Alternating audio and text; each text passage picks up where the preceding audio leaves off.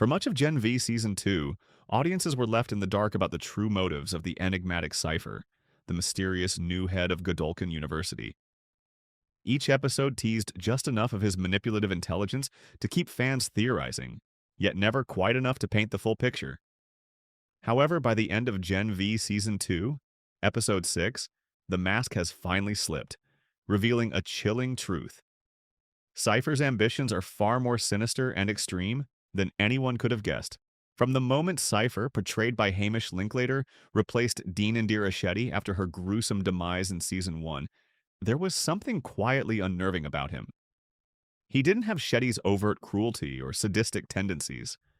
Instead, he operated with calm precision, hiding something dangerous behind a facade of composure and intellectual superiority. His polite, almost paternal demeanor seemed to suggest that he genuinely wanted to guide the next generation of supes. But, as Episode 6 makes devastatingly clear, Cipher's so-called vision for Godolkin is built on blood, control, and an ideology that would make even Homelander raise an eyebrow. Cipher's master plan, a deadly purge of the weak. The sixth episode finally unveils Cipher's true objective, and it's nothing short of a genocide disguised as evolution. His plan? To eradicate 75% of the weakest supes studying at Godolkin University. Cipher's method and motivation echo a cold, almost scientific version of Shetty's own philosophy from Season 1. Recall that Dean Shetty's villainy revolved around her gruesome experiments in the woods, where she developed and tested a virus capable of killing supes. Her ultimate mission was the total annihilation of every superpowered individual on Earth, a mission driven by grief and revenge after supes caused her personal tragedy. Cipher, in contrast, cloaked his intentions in a veneer of rationality and progress. He initially presented himself as a reformer, someone who wanted to improve Godolkin, not destroy it. Yet his newly revealed goal proves that he is just as monstrous as Shetty, if not more so. Cipher's ideology is rooted in a twisted version of Darwinism. He believes that the superpopulation has become diluted, weakened by mutations and abilities he deems insignificant. Rather than advocate for equality or cooperation, Cipher wants to purify the species, keeping only the most powerful and useful supes alive. In his view, strength and dominance should be the only measures of worth. Anyone who falls below his threshold, any supe lacking world-shattering power, is disposable. What makes Cipher truly terrifying is how rational he sounds when explaining it. To him, it's not personal, it's mathematical. His goal is to create a world where only the elite survive, believing that this purification will ensure the dominance of supes over humanity for generations to come. The logic may sound scientific on paper, but beneath the surface lies an ideology disturbingly reminiscent of historical eugenics, a chilling echo of humanity's darkest past. Cipher versus Homelander, two evils, one dangerous difference. To understand how warped Cipher's vision is, it helps to compare it to that of the boys' central antagonist, Homelander. Homelander has long been the embodiment of supe arrogance and god-complex narcissism. His brand of evil is emotional, unpredictable, and deeply rooted in ego. He views himself as a divine being, the ultimate symbol of supremacy, and dreams of a world where supes rule over humans as their natural superiors. But as cruel and unstable as Homelander is, he has never shown an inclination to massacre other supes. In his mind, all supes, regardless of how minor their powers are part of his chosen species. Homelander's rhetoric of unity, though hypocritical and self-serving, still hinges on the idea that supes are one family meant to dominate humanity together. Cipher, however, draws a hard line within that family.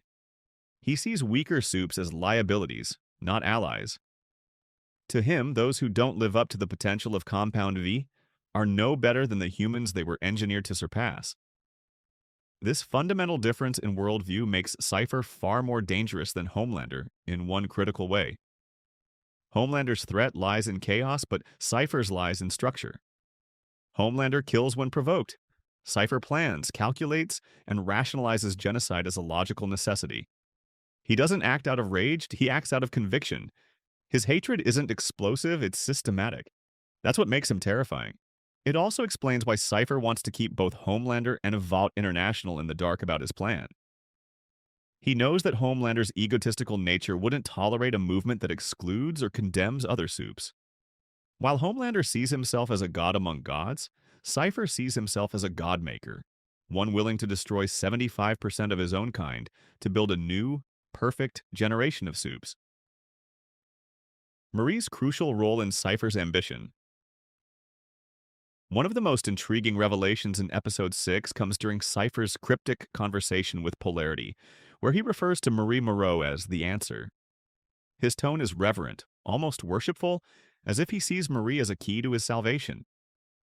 He claims she can help him treat his seizures, an ailment that suggests some flaw in his physiology, but his interest in her goes far beyond medical curiosity. At first glance, Cipher's fixation on Marie seems contradictory.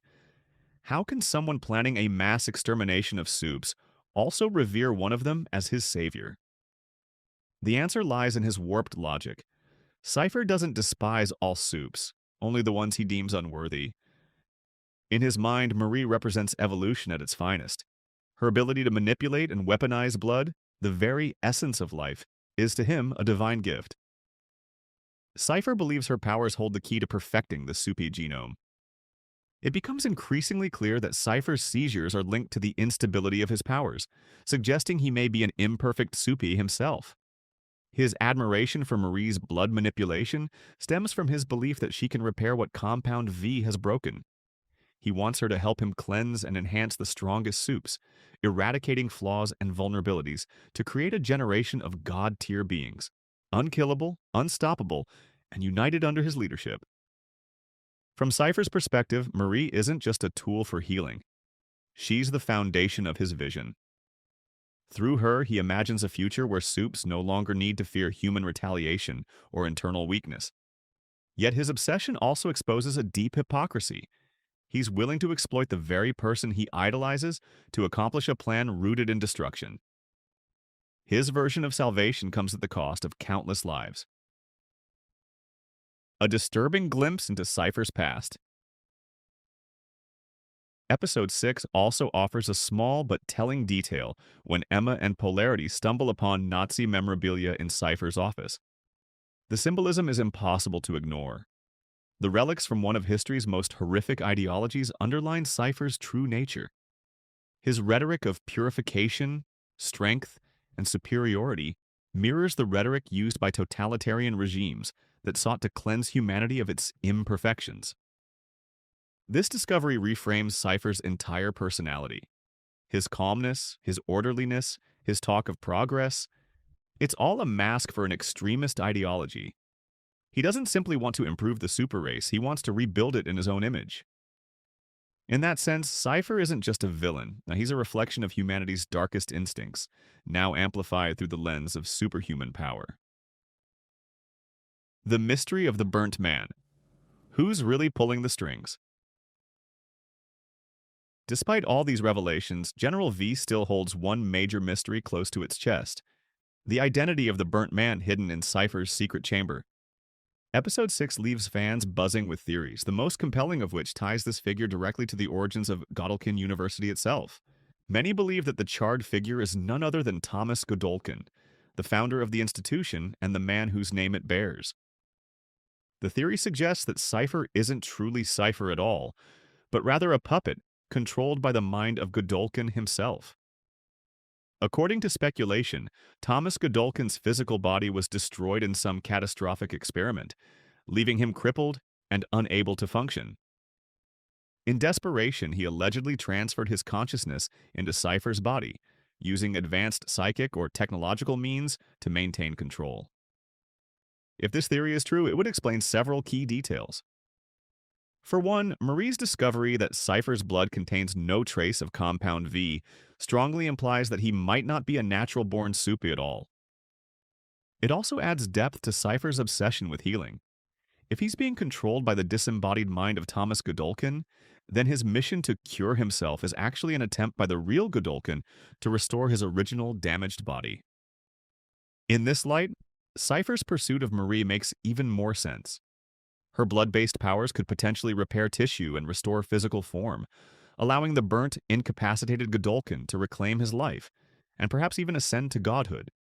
But until Gen V Season 2 fully confirms the truth, this remains one of the show's most tantalizing mysteries.